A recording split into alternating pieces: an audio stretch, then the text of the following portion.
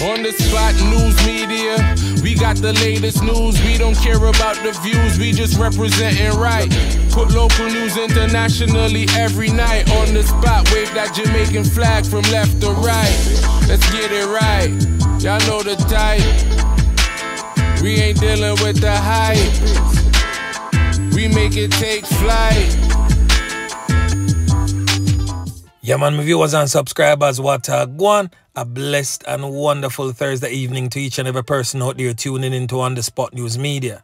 Now, my peeps, I have a few stories to share with you, the regular members of Chan Public, and also members of the diaspora. So please, like the video, share the video, watch the entire vlog, so you can get a full understanding and a better appreciation of everything we are going in Jamaica. So just before we get into the knockings and clappings segment of the On The Spot News Media newscast, since the other day, we see where the police have been reaping a lot of success in terms of retrieval and seizure of illegal firearms and ammunition, and also making arrest of persons with illegal firearms under the new firearms legislation. Now, the police high command is crediting stronger intelligence and improvement in targeting violence producers as factors that have contributed to its crime-fighting results in recent time. Deputy Commissioner of Police in charge of the crime portfolio, Fitzroy, says that the constabulary is now going after what he described as the right people. On Tuesday, the Commissioner of Police, Major General Anthony Anderson, disclosed that all major crimes were down by at least 31% at the start of the year.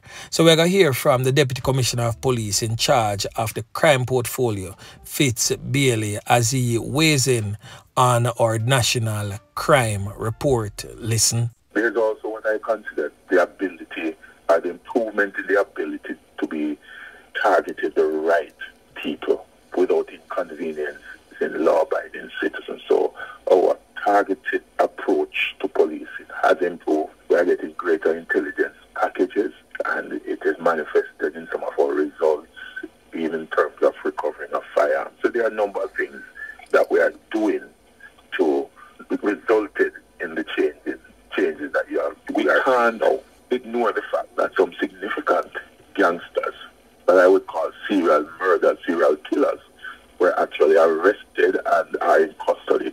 So that also would have helped in terms of preventing some of the already arrested people. Some persons were arrested overseas through collaboration between us and our overseas partners. Persons were convicted overseas and are serving prison sentence. And there are others who have been targeted, and it's just a matter of time before they will be arrested. So we are doing a lot of work jointly with our overseas partners. I made reference to the several narcotic seizures, which is a joint initiative again between us and our overseas partners. So essentially what I'm saying, that the confidence level is increasing, the collaboration has improved, and we are seeing the results. So now that you have explained that to the regular members of Chan Public and members of the diaspora, now my question is, Deputy Commissioner of Police in charge of the crime portfolio, Fitzroy, what about that massive cocaine seizure that went on over there in the Ian Fleming International Airport over by the parish of St. Mary? The people of Jamaica needs to know what is going on with that investigation. Now, the Deputy Commissioner of Police stating that it has been 4 months since the Narcotics Police, in partnership with U.S. law enforcement agents, seized more than 1,000 pounds of the illicit drug, the White Lady. You don't know the thing what we are talking about. Valued at more than 3 billion Jamaican dollars in an operation at the Ian Fleming International Airport. DCP Bailey says whilst the police are working hard to crack the case, they are being stalled by issues related to the MLAT. So the MLAT is the Mutual Legal Assistance Treaty. He says that MLAT are hampering the probe into the major drug bust at the Ian Fleming International Airport. So we're going to hear from the DCP as he weighs in on this one. Listen. We have been working with our international partners. There are some legal issues that are being addressed between the officers of the DPP. We have also made some application, and I will say this, that people will be arrested and charged in respect of that matter. I will just leave it at legal matters. I'm not going to get into any specifics. At the appropriate time, those announcements, if necessary. I will not say much on that. All I will say is that there are some issue regarding mutual legal assistance treaty that we are treating with, and that's as far as I will say in relation to that. It's a process. Any law enforcement across the globe will tell you that one of the most difficult type of control delivery is firearm. If we engage in that type of activity and we lose the firearm, we have to consider the risk that is involved. Do we take the risk of allowing those firearms to escape our grasp and then become a threat to the nation? Most organized nations will tell you that the only way that can be done is if we are involved from the get-go. Now, what I will say further is that most of those recoveries were based on intelligence, sometimes local, some of them were from our international partners. And we have an excellent relationship with our partners in terms of sharing information. That was the voice of Deputy Commissioner of Police in charge of the crime portfolio, DCP Bailey. And DCP Bailey has hit back at critics who says that not enough is being done by the police to arrest people in connection with both massive drug bust and firearm bust at the nation's ports. 59 handguns and 5 rifles were recently intercepted at the port handler's warehouse in St. James on February 3rd. And also a week before that, on January 27th, another shipment of 22 guns was seized at the Seaboard warehouse, also in the parish of St. James. DCP Bailey says that the police have reasons to believe that both shipments are linked. So anyway, my peeps, make we move on. So right now, the criminal elements seems to be getting very creative in their way of misleading members of the public to rob them of their hard-earned cash and our valuables or vehicles. Now, a nationwide employee was almost a victim of that. So a nationwide employee narrowly escaped the jaws of death on Tuesday afternoon after a gunman attacked his vehicle whilst driving to work. The nationwide personnel says that one of the men disguised himself as a beggar, asking for help to transport his son to the hospital. Now, for this voice clip, his voice was distorted to protect his identity. I want to listen to this carefully so that you, the regular members of the public, and also members of the diaspora visiting the island, will not fall victim to these criminal tactics. Listen. About 1:13, I was traveling on Old Post Road, but there was a little traffic on Old Post Road, so I decided to take a detour and at the same time because I was going by my office. So I took South Camp Road, and upon arriving at the T-junction of South Camp and Arnold Road, I turned right to use Arnold Road to get back onto Marasta Road to go down to downtown. Upon arriving at CPTC, I saw a guy in the middle of the road basically circling. Help, no bigger, help. So the guy in front of me stopped first. Naturally, a motorist would stop in front of you, would stop too. So when I stopped, I rolled down my window and asked him, what's wrong? When I looked at him, he was vaguely familiar, a little bit familiar to me from high school, but I didn't make that known. And so my son sick and nobody not please my baby. So I said, go for your son. When all of this was happening, there was a guy across the street walking towards the car, and I made eye contact with him. I saw the guy at the car looking up at me, and pushing on inside the car and hold my shirt and trying to drape me. Within all of this, we just hear, pull. As the nationwide employee stated that all he heard was po, po, po. That simply means you're still alive.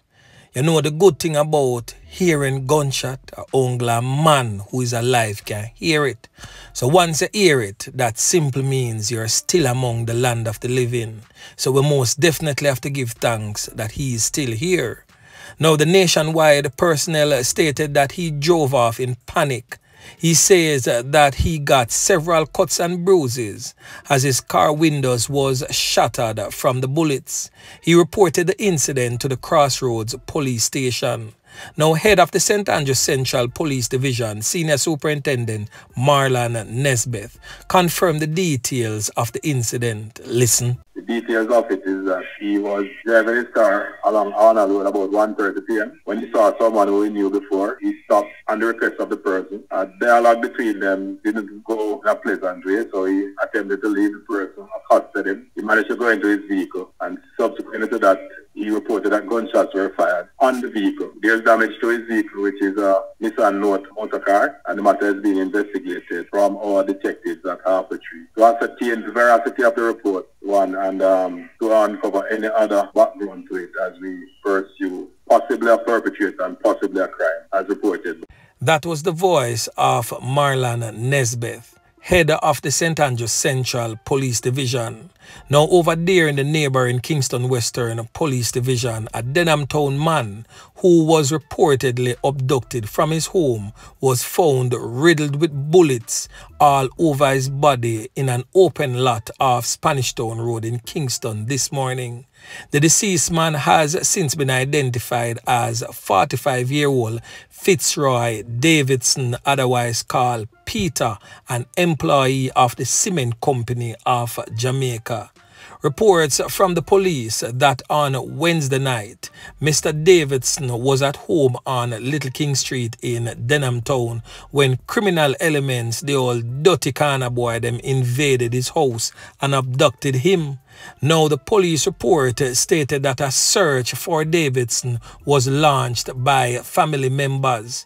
The body of Fitzroy Davidson was located by family members and friends. Davidson's father and mother was distraught after the discovery of their son's body. The father described his son as a hard-working person who tried his utmost best to avoid trouble. So let me give you the meat of the matter as to why this man end up lose him 3 pints. You know ever hear about can't catch Quaco, catch him shot yet? Well, one of them type of scenario there reach Fitzroy Davidson. Now, Fitzroy Davidson in himself is a real good person, but he has a son who is a known criminal element that goes by the name of Deno. Now, persons from rival gangs wanted to get to Deno, but Deno continuously elude their grasp. They wanted to bust off Deno head. So right now the man them decide and devise a plan. So the only way we are going to get for draw out Deno and for clocks him father. So that is exactly what the criminal elements did. They went, abducted the father, and took his father's life and dumped his body along Spanish Town Road near the Boys Town Community Center.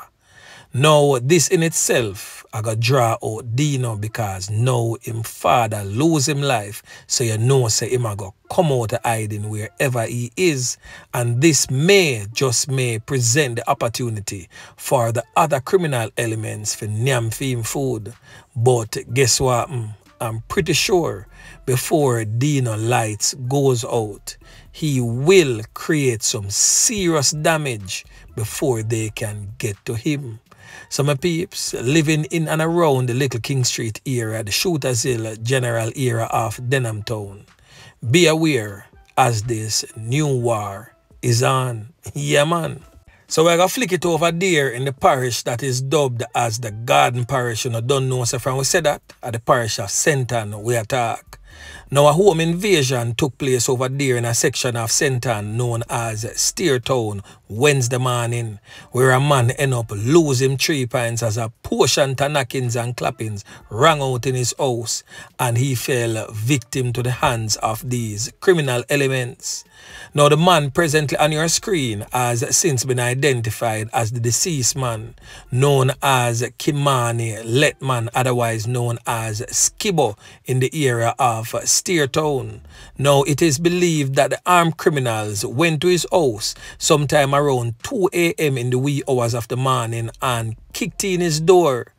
Letman Kimani Letman saw the men entering his house and ran to another section of the house, but the men gave chase and took him out in a hail of bullets. He was corned up several times in his upper body and head. His mother, who was in the house at the time of the knockings and clappings, was not hurt. Thank God for that. So we don't really know what this brother could have really do for the man them come kicking him door and name him food and broke the plate in such a fashion. But the good thing is his mother, who was not involved or was not the intended target, was spared.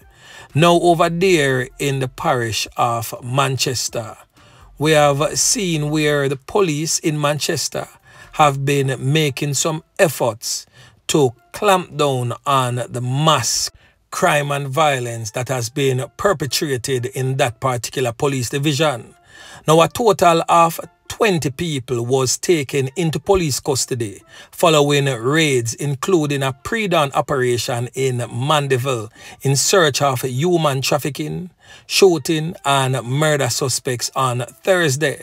Now, the police stated that sometime about 5 a.m., a team comprising of the Mandeville Police, Counter-Terrorism Organized Crime Branch, CTAC, that is Officer Yeman Pican team, and the Passport Immigration and Citizens Agency, PICA, swooped down on a location in a community known as Balvin, just on the outskirts of Mandeville, where 12 people was taken into police custody.